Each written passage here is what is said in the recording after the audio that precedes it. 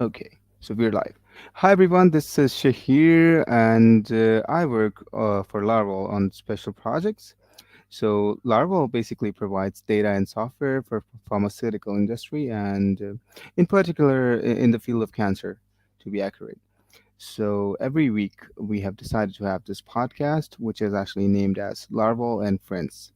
So every week, as I mentioned, we actually interview friends of Larval, someone who has, some content, a good story to tell. And so today we are actually having Mark Gramling as our speaker.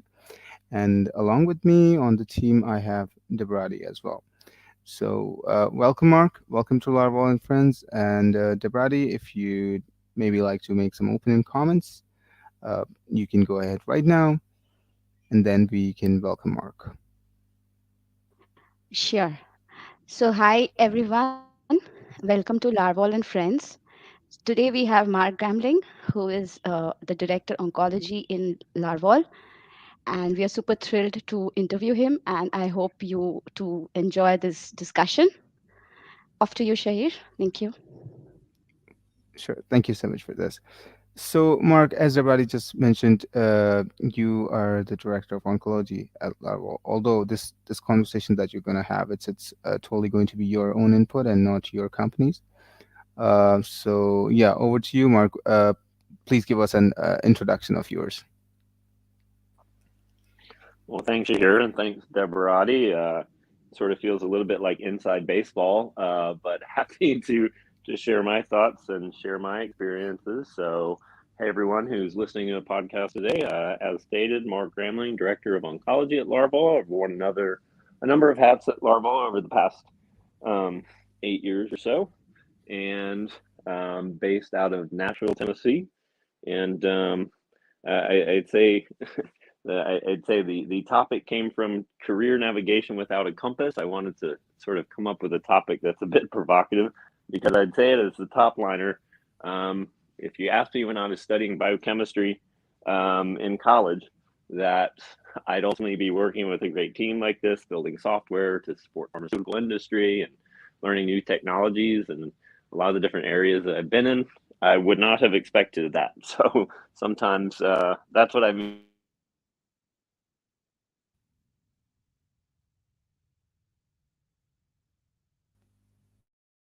a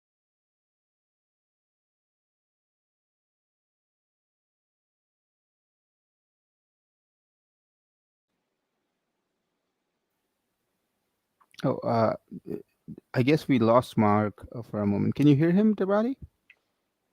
Testing, testing. Yes, Mark, you're back. We Now, lost you for a yeah. minute. Hmm. Yeah, so I was just finishing saying hello. I'm actually in the midst of, speaking of Nashville, Tennessee, a rather terrible thunderstorm that's cutting off my internet connection. So Oh, may have lost me there for a second, but back no, with you no problem. and happy to share whatever my random thoughts may be for this morning. Hmm. This is great. Great to have you. Thank you for taking out some time, Mark. And since you're in between of a storm, yeah, I guess we might face this again. No worries. We'll take it from here. And Mark, the topic, as you mentioned, it's a very interesting one. That's career navigation without a compass, right? So I know there's no hard and fast rules set for a carrier, right? Nobody gets a carrier paved from gold. So it would be really good to have some input on this from you. And Debrati, maybe if you'd like to say something about the topic, you can interrupt us anytime you want. So Mark, what do you exactly think of the word carrier itself, and how it's perceived these days by the youth in current times? Well, I think I'll just sort of maybe I'll put it from a very personal aspect. I guess in my younger days, I was naive enough to think that and not saying this is the case for everyone, but I think I was a bit naive to think that when I started to go to school and you pick a major and pick a topic of study, that you had to pick one lane, that there was one direction to go. So, starting at 18, I thought that I want to study biochemistry and microbiology. So if I'm going to be in a lab and if this is what I like and this is what I'm good at, and I'm going to stay. This is a big lane that I've established, but I have to stay here. And then, I realized that I didn't necessarily want to pursue medical school or being a medical doctor. So I figure in the lane that I'd established, since I'd studied this thing, that I needed to keep pursuing in that same vertical, and had a great experience getting my PhD in cellular pathology, expanding from biochemistry to really cellular, studies related to biochemistry in breast cancer, and really had a great experience doing that. And then just continued on further to keep pursuing those interests. And I studied cellular pathology in my postdoctoral research fellowship in lymphoma. And that was a progression for a number of years. And I found myself in my postdoc realizing, wait, is this where I want to go? Is this what I want to do? And I was working with great people at Vanderbilt at the time, and really smart people and great scientists. But I had this incredible realization that I wanted to pursue something away from the bench, and um, I wasn't quite sure where to go, so I sort of ventured out on my own and started doing some. I wanted to do some more flexible work, and ventured out and away from my postdoc, and started doing some medical writing and things like that remotely. And I came upon this company I had not heard of at the time called LARVOL, and they were this strange company that had no office, that was completely remote. I'd never heard of such a thing. They're looking for people to help out, super part time, editing some of their competitive intelligence reports. And it started just there, and I've had I've been so fortunate since then to go into so many areas, learn so many things within Larval, and also I've worked in other areas. This is my, I guess, second stint with Larval Group, um, but that was my experience of without the compass, realizing I was in the space I wanted to be, and sometimes you just find yourself. You happened upon a company that seemed interesting. I had no idea that it would come to be the home it's become for me, frankly, over all these years. So that would be the first part of my answer to what I mean by navigating without a compass. Mm-hmm. Yeah, I mean, I agree with you. I mean, you have to be fearless at times. You have to take some risks, although it has to be. I know people always mention calculated risks, but I don't think there's anything such as calculated risk. Either you take risk or you don't take risk. And when you are on a path, when you have actually dedicated yourself for a particular career path, as a young professional, you often think that, oh, if I switch to a different career path, it might take me behind. But it's just the fear that you need to overcome at that point. And if you're sure about the move, then you should do it. In fact, many of us just think that there is only one occupation that is best suited for us. I feel there are really several that may be good choices. The secret, in my view, is to identify those occupations in which you actually have high probability of success and maybe happiness. Right, as I mentioned, as a young professional, whether your career goals are accounting or maybe something related to arts or maybe environmental sciences or any other thing, there are certain kind of generalized skills which will be required regardless of what career you pursue. And these skills could sometimes include the ability to read. It's very basic, but the ability to read, write, think critically, and communicate. This is one of the most important things: communicate in an effective manner. And to be honest, for the most part, these skills are developed or maybe enhanced in general educational courses. In general educational courses, not even the specialized ones. So these skills, along with an effective career planning, a technique that you can actually focus on, and the ability to cope with the ambiguity in the changing environment, right? That's what, in my view, will enable you to overcome the hurdles, what you call, throughout your work life. That's my view of that. And if you'd like to add something to it, Debradi, please feel free to do that. Yes. So, Mark, I just wanted to understand, like, quoting Steve Jobs, like he mentioned that you can only connect dots looking backwards. So, you have come a way, you have done so many different things so far in your career. So, when you look back, how do you connect the dots? Do you really manage to connect the dots or not? Wow, that's a great question, and maybe too difficult and philosophical for the morning my time. But let me let me give it a go. Um, I think I sort of have a different take or tack on it than maybe what Shir was saying, talking about sort of the technique of balancing your plan versus this and versus that. I think you can only, I think the statement is right, that you can only connect the dots retrospectively, because I think when you do start to look back, you can see the elements of what you're good at in ways that you didn't expect.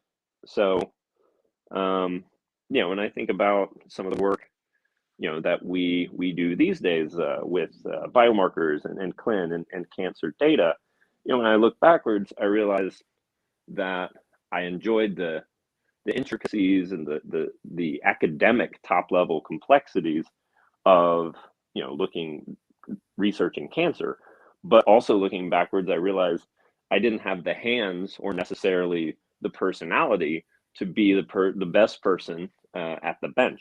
That I realized what I like was the academic pursuit and the strategic pursuits, and how to look at the big questions of um, biology. And now I've again looking at connecting the dots backwards. I think that translates to why I've been so happy working with young and agile businesses, Larval and others, is being able to step back and look at strategy was my personality the whole way. So that's sort of looking backward. You can see where what you're good at. Um, it's sort of like don't think of the if it's a crime drama, don't look at the whole arc of the story. Follow the evidence. And the evidence is always there. As I look back, that I wanted to be in a more social role, in a more people centric role, and working in teams to build things and build and also the strategic elements of that was always my personality, more than um, sort of head down to the bench. And it was one of the funniest things was people, I would tell people this at first when they didn't believe me, when remote work wasn't really a thing back 10 years ago. I'd tell people that I have a far more social and socially gratifying job and team and people around me working from my desk at home than I did necessarily working in a laboratory in a building, because it just called out the other elements of work that I think were always sort of there for me. So I think I trailed away from the dots to end up on a dot I wasn't expecting, but I guess that would be my reaction to old Mr. Jobs's quote.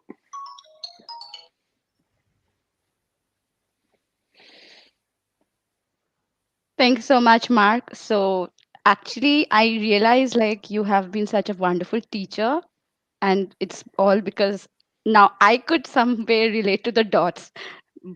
It comes from your background, definitely. You're such a wonderful teacher. Well, that's very kind of you to say.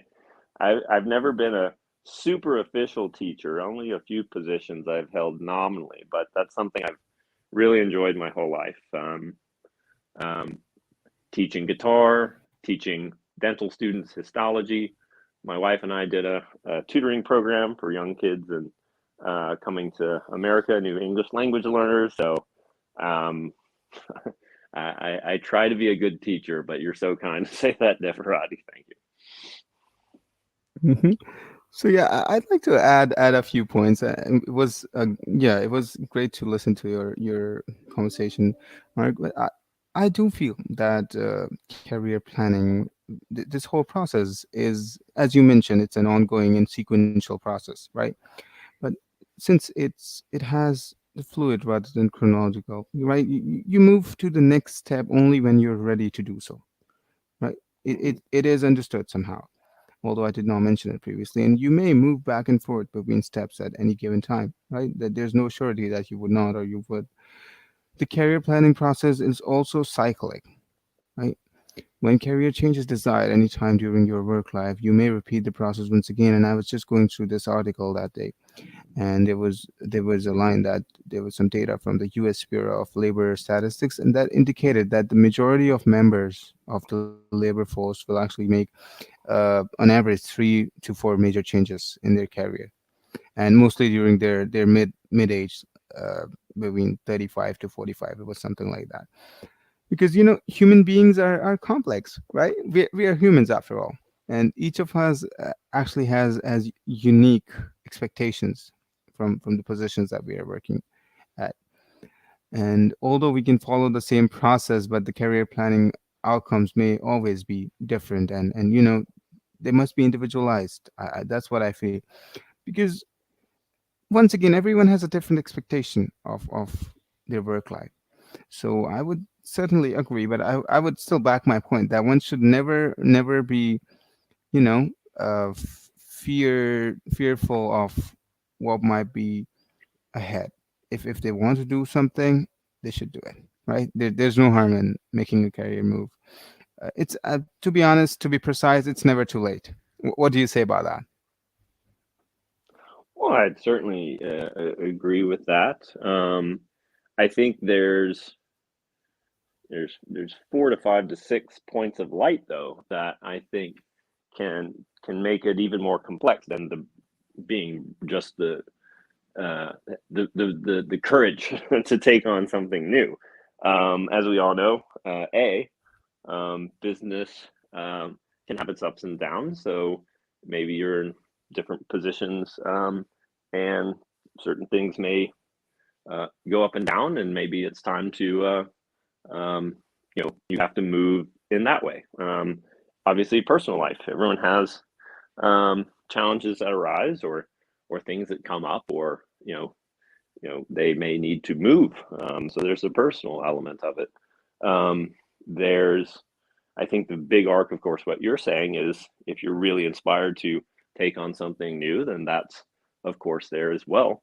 And I think what it all comes down to is, exploring um, what makes you happy first. Is just my personal opinion. I think you need to Hmm. explore what, not just what was you're comfortable with, because if you just do what you're comfortable with, you'll never get too far, right? But exploring things that maybe they don't fit into the overall arc that you were imagining originally for your career, but it's an opportunity to try something new. And also a huge element of being able to switch gears and maybe look at new roles or new positions and look at new opportunities is something, a huge element, the sort of fourth point of light that I didn't really understand enough as it when my younger days is really keeping strong connections with your coworkers, your clients, your customers, because those networks have a huge effect in enabling and looking at new opportunities. And that's something I didn't recognize um, as much when I was in academics, but it's very true. Um, I'd say to anybody, don't be as naive as I was, which is having strong connections with colleagues and even customers can lead to different and new opportunities that maybe you were never expecting. So some of the roles I've had there, had outside of Larval, have actually come to be direct from connections from Larval. So that's I think a huge point um, of emphasis when you're looking at where you want to take things in your career, is really value and really nurture um, those relationships. Um, and maybe I already said this, but try new things. I worked with Bruno on in blockchain for a couple of years and did a whole new project. So maybe that's self-evident, but those would I think there's just so much complexities that feed into what people call career planning. I think there's so many complexities in life, at least the way my brain works, it's hard for me to think of it Hmm. as a big plan because there's too many other complexities. There's too many things you never expect. Um, so it should be more career pursuing. You're always pursuing, no matter where you go. You're always pursuing. I think I like that word better than planning. So Hmm. I don't know. Again, that's my theme for this morning. I don't know if I answer the question, but I did say words. You do, Thank you you, do. Yeah. Shahir. Okay. Now I have one more question. I keep asking you questions.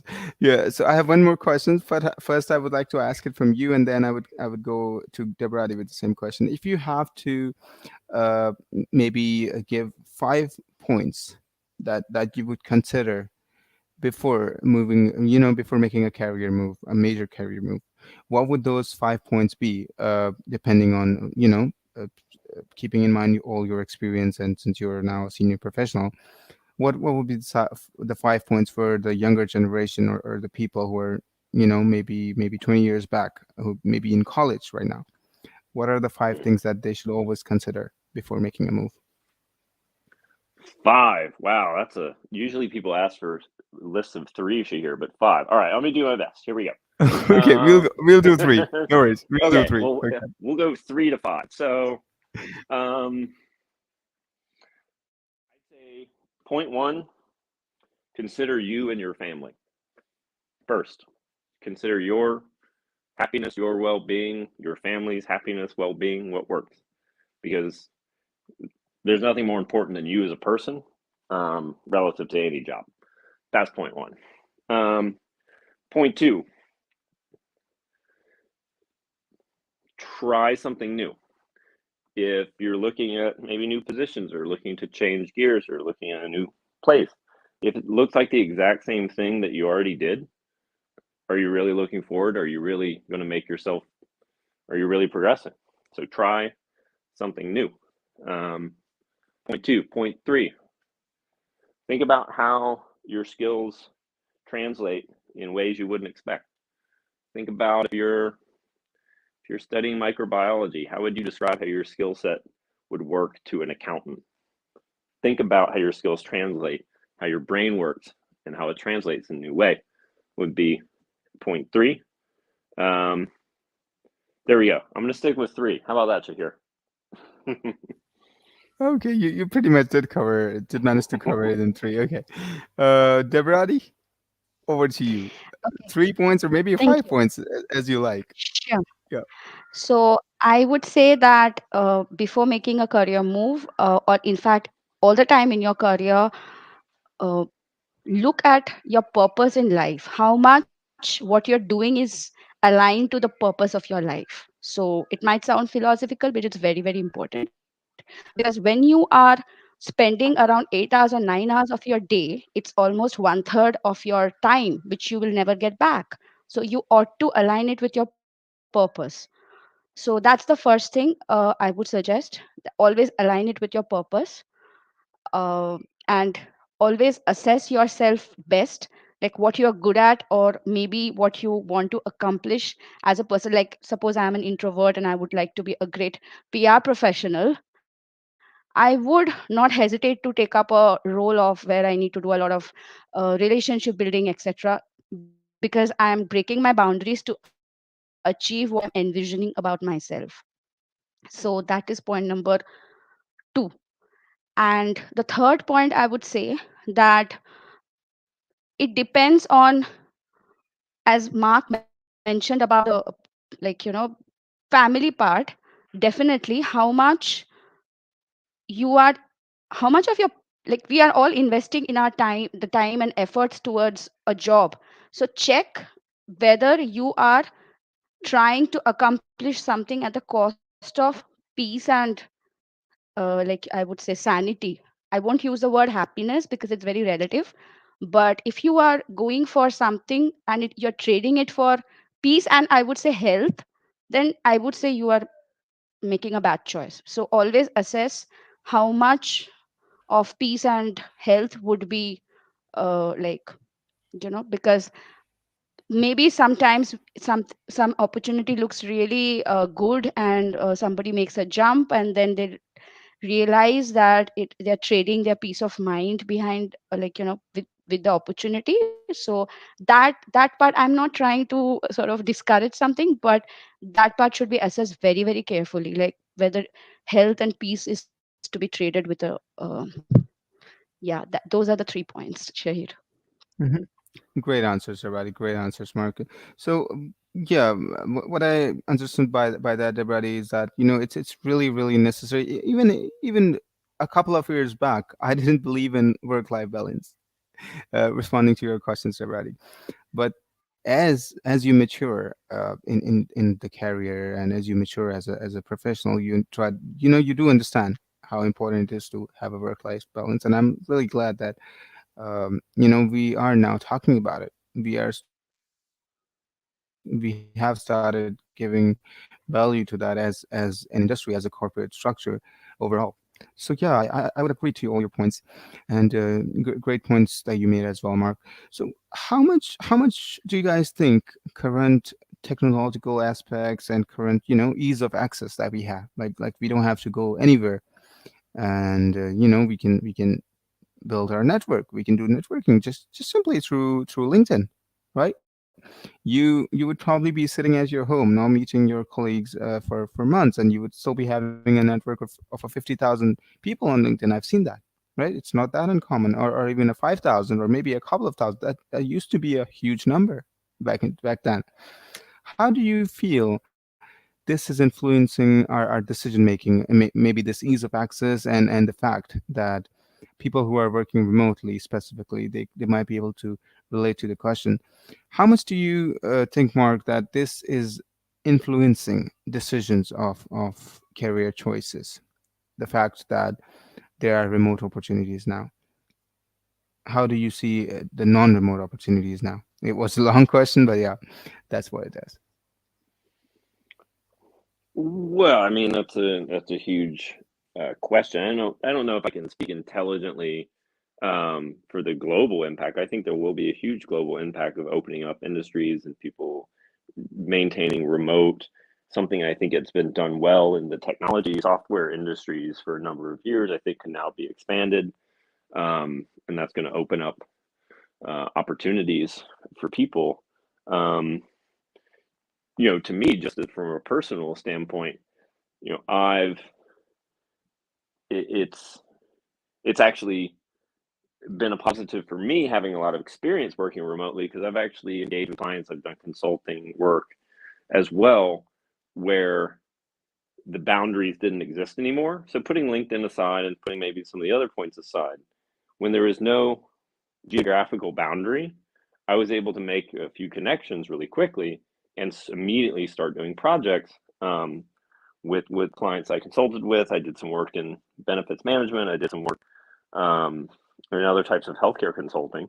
You're immediately able to start projects through connections that you have that were made remotely at first, and remote work allows that to happen quickly. So what maybe at one time might have been considered a quote career change feels more like here's an opportunity that I can explore and I can do it now. And there's something fascinating about that by being able to immediately engage.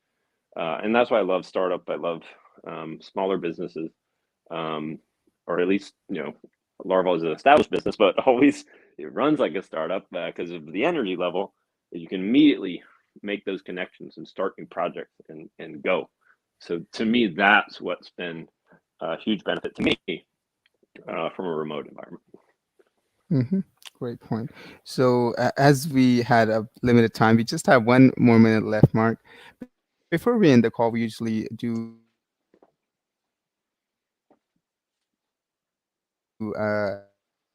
ask our speakers to make a call.